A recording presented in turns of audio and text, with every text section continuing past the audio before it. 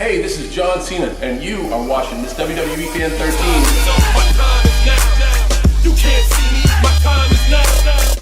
Hey, what's up guys, and welcome to today's video. So, sorry if the lighting's a little off today. My camera's dead, my lights are over there, and so, you know, I'm just filming on my cell phone, using my mom's cell phone light as my light for today. But, anyways, today's video is going to be a WWE story time, as you see in the title down below.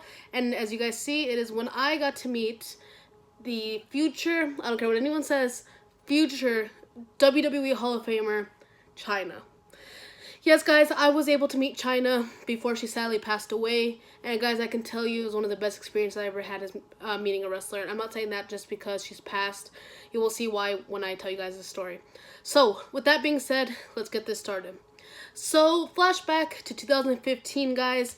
I was still on chemo. I had just started my cancer journey 2 years prior, but I was on the toughest part of it all.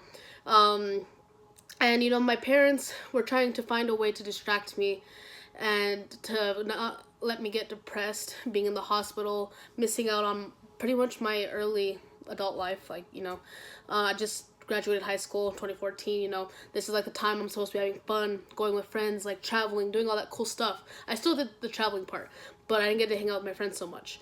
So my brother actually lived in San Antonio at this time. He had lived in there because he got, he had to move there because of his job. And so whenever WWE would go to San Antonio, Austin, Houston, Corpus, whatever, I would go. And, you know, there's this thing there called Alamo City Comic-Con. One of the best conventions I've ever been to, and I've been to a lot. Alamo City Comic-Con, I had gone the year before, and I had met Demolition, Tito Santana, what's his name, Hernandez from TNA. Who else did I meet? I met Maurice, Lita, Trish. They were all awesome. And so I wanted to go back this year. So, you know, I had saw that JBL was announced. You guys know how I feel about him. Ron Simmons, who's a super nice guy, was announced. RVD was announced. Ric Flair was announced. And the last one I saw announced was Chyna. And when I saw Chyna, I was like, oh my gosh, no way. Because, guys, I had never seen Chyna be announced. She didn't do WrestleCon. She didn't do any other conventions. I had never seen her announced. So when I saw her announced, I was like, heck yeah, I'm going to meet Chyna. So I talked to my mom about it. Me and her flew there and stayed with my brother. And, you know, we went to the first day of Comic-Con. Chyna wasn't there yet, so we just kind of shopped around. Looked for some Funko Pops, some figures, and whatnot. So that's how we spent day one at Alamo City Comic-Con. Day two is when she was there. And the first thing they did, or she did before she signed, she did a panel with RVD. So I'm going to put up some footage of her panel. Well, I know for me, right from the beginning, it was all about the guys, you know, and who I was working with. And I knew that I was in a very particular situation. So I always did as told and followed the storyline and followed the people that I had the amazing opportunity to work with. And oftentimes the storyline was not what I wanted to do, but the guys always pushed me to go further. So that's how all that happened. Go ahead, Val. I heard recently that you were actually booked to win the World Heavyweight Championship. Is that true? And if so, why didn't it happen? I'm told that that was true. Yeah, that was in the works, and then Playboy came along, the opportunity to do Playboy. And so, yes, there was some friction there, but I'm glad that I made the choice to do Playboy and that I was allowed to ultimately do Playboy because it was a highlight of my career, being, you know, beautiful women come in all shapes and sizes, and I wanted to show strength, power, and beauty in the ring, and that's what I was able to do through Playboy. So. Can I add, when it comes to lady wrestlers in the business, you know, being jacked, by the way, I always consider her the OG. Don't you? I want to know, what was it like to be the very first woman Intercontinental Champion? Amazing. Absolutely amazing. And it's like I wasn't hearing it till, you know, even recently. It's like, you know, even more so that I'm finally realizing it, how special it was. You deserve it, and you deserve the Hall of Fame also. Thank you. Comic book Rick here. This is for Chyna. How did it feel when you threw Vince McMahon's ass out of the ring and his neck snapped like a rubber band? I always had a lot of fun doing stuff with Vince. Yeah, that was awesome stuff. I thought you killed him good. So yeah, guys, that was the panel. It was really cool to hear her talk about her time in WWE. Just hearing her talk was so interesting because I always thought she was like, you know, a badass. Sorry for cussing. I don't cuss really on this channel, but she was. And so after the panel, it was time to go and get in line and meet her.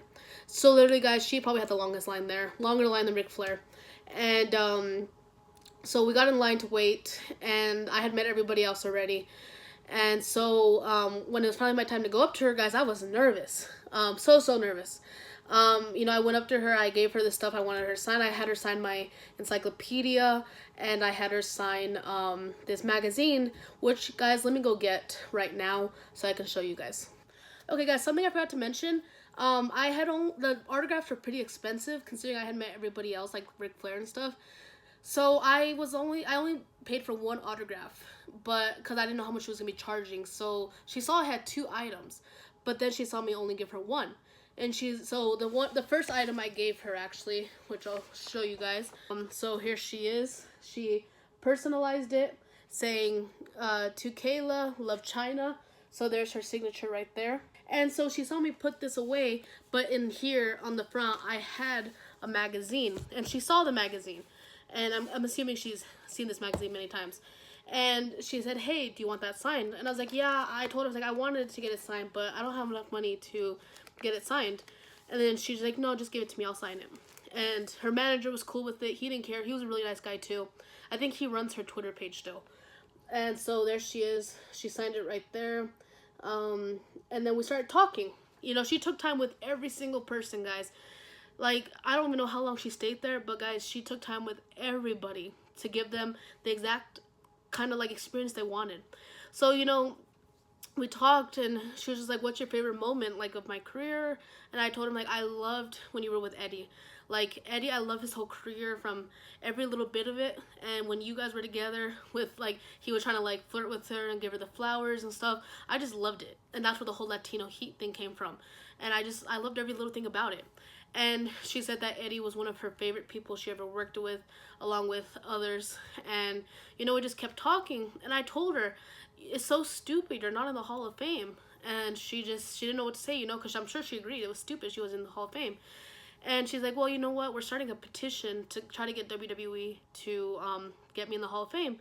And I said, "Yeah, I'm definitely going to push it. Like, I'll do it." And I started telling her I'd do YouTube and stuff. And, you know, we talked about that. And then she told me to follow her on Twitter and that she'll follow me back. And, you know, that's what we talked about. So I left. And that night, I actually had a very, very, very bad night. Like, it was a bad night because of pain.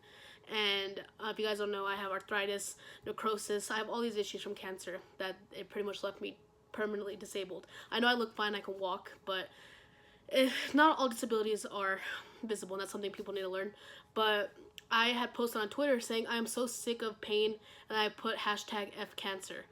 And I had also tagged Chyna in a post saying like, "So glad something like, I had an awesome day today," or I forgot what I put. And so I guess Chyna started checking out my Twitter, and because I guess she recognized me because I tagged her in a picture and stuff. And she, all of a sudden, I'm looking down at my phone, and I wish I had these messages. It irritates me. I don't know what happened to these messages, and it really upsets me that I don't have them, because you guys know I keep my messages from all the wrestlers I talk to, but these I just don't have, and it really, really upsets me. And maybe I can contact their Twitter, the one that has her Twitter, and see if the messages are still on her account. But I received a message from Chyna saying, hey, why didn't you tell me you had cancer? And then I told her, I'm like, well, it's just not something I bring up, you know. I don't want people to feel sorry for me. I'm tired of sympathy. Because at that time, I had gone through cancer for so long, I was just tired of people feeling sorry for me. And I hate, like, sympathy about it. And then she was just like, oh, no. And she started asking me questions, you know, the typical, like, what kind of cancer? Are you okay? Like, how much longer do you have? And we just talked about it.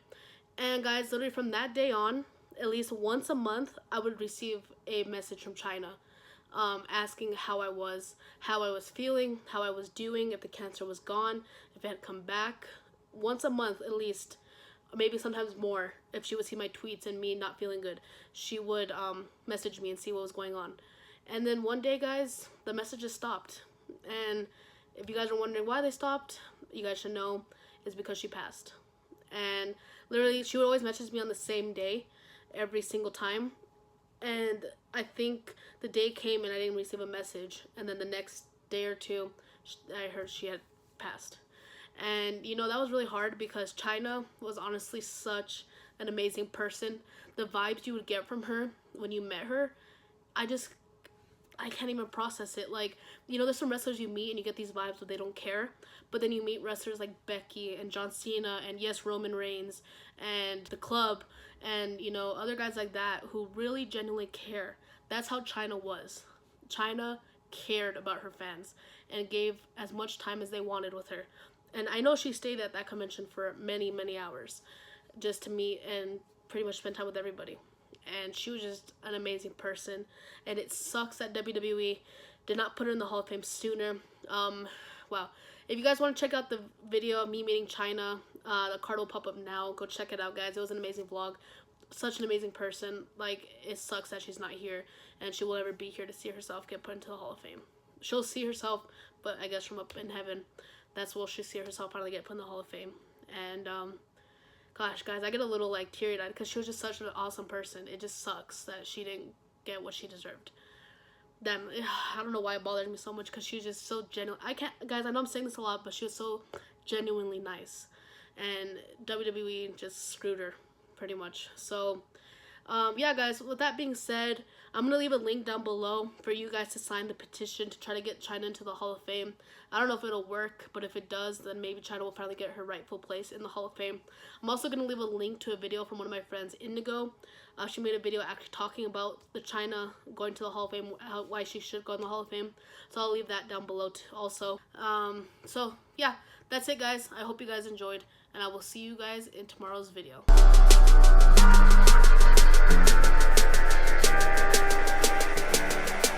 Are you a supporter of the Marine Corps? Absolutely. Great, because a former decorated member of the United States Marine Corps needs your support. And his name